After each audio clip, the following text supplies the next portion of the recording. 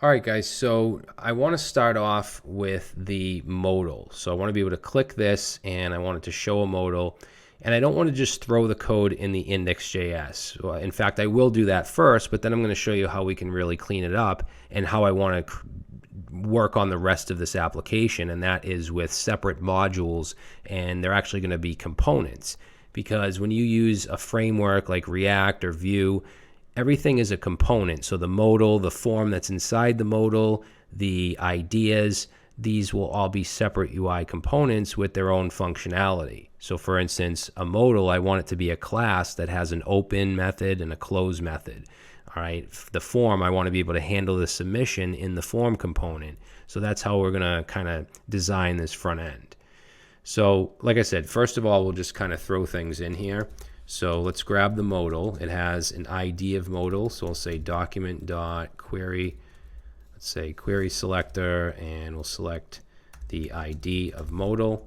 And then the button, that plus button, has an ID of modal-btn. So we'll grab that as well. And then let's create our event listeners. So the modal btn is going to have an event listener. So click, and then that's going to call a function called open. All right, and then we'll create that function. And all we have to do, you'll see in the CSS, this class of modal, there's also an ID of modal on the same element. It has this display none. If I were to comment this out or set it to display block, then it shows the modal. So basically we have this box that has the username, what's your idea, and a tag. So I want to change it from display none to display block when I click on this button. So that's pretty simple. And the modal class is basically the whole overlay. So you can see it takes up 100% width and height. It's position fixed. And then it has a Docker background. And then the actual modal box has this class on it. So what we can do is just simply say modal.style.display, and we want to set that from none to block so that it shows. So now if I come over here and I click, it opens up. Now to close it, I want to just be able to click outside of it, and this doc that you see here, this overlay, has a class of modal, which is this ID of modal as well, same element. So I want to just say if I click on that, then I want to close it. So we'll create a separate function for close where we just set, instead of block, we'll set it to none. And then we're going to have on the window element, we're going to add an event listener, click, and I don't want to directly call close with that. I'm going to say outside click. Okay, and then we'll create that here. Let's say function outside click, and we're going to pass in the event object and just test what is being clicked. And we want to see if what's being clicked is the modal, which is actually the outside. The inside is the modal button. Modal box. So we can say if e.target, meaning what is clicked, is equal to the modal, then we're just going to call close. So now if I open it up, click outside of it, it closes up. If I click in the modal box, it doesn't close. I could create a little X button here as well and call close. If you want to do that, you can, but I think this is fine.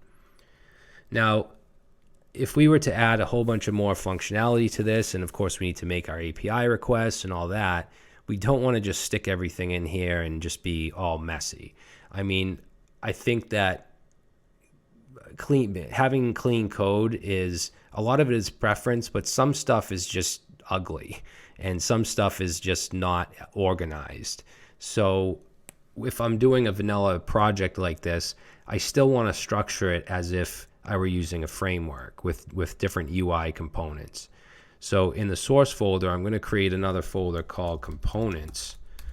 And in components, let's create a file called modal.js, uppercase M, that's the convention. And this is going to be a class. So we're going to say class modal, and it's going to have a constructor.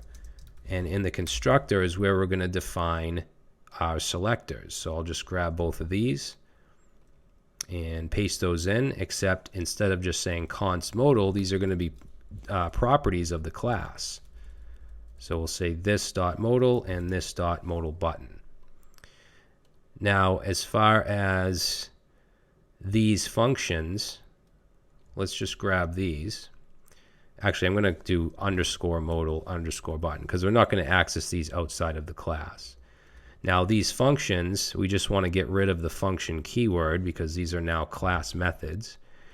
And then here, we're going to say this dot modal style display.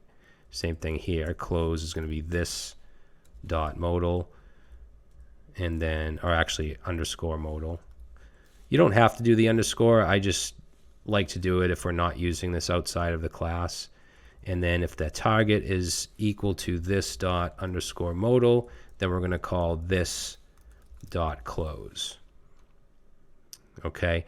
Now we don't have any event listeners, so what I'm going to do is have a method called add event listeners. And we'll go ahead and grab these, paste these in here, except this is going to be this dot underscore modal button. And when this fires off, we're going to call this dot open.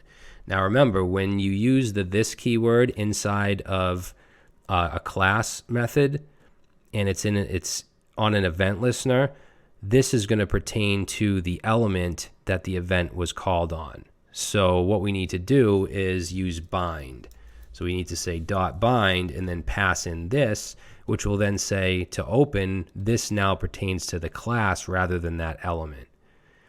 Same thing with outside click. So this dot outside click dot bind, and then we're going to bind this. Now this add event listeners isn't being called anywhere, so we're going to call that right in the constructor because the constructor runs right away.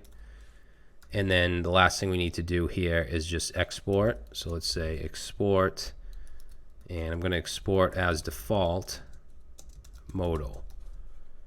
So now we can just go to our index.js and we can get rid of all this stuff.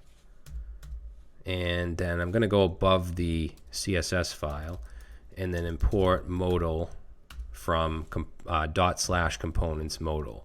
And then we should be able to just instantiate it. So modal equals new modal. Save that. Let's come over here. And there we go. So it opens up. I click outside and it closes. And let's just make sure we have no console errors. Good.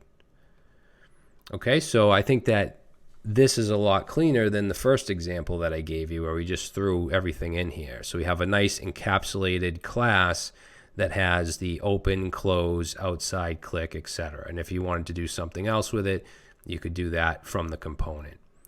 Now I want to do the same thing with the form. Okay, so the form that's in here, I want to have a component for this that handles the submission, that handles rendering the form, and stuff like that. So we'll get into that in the next video.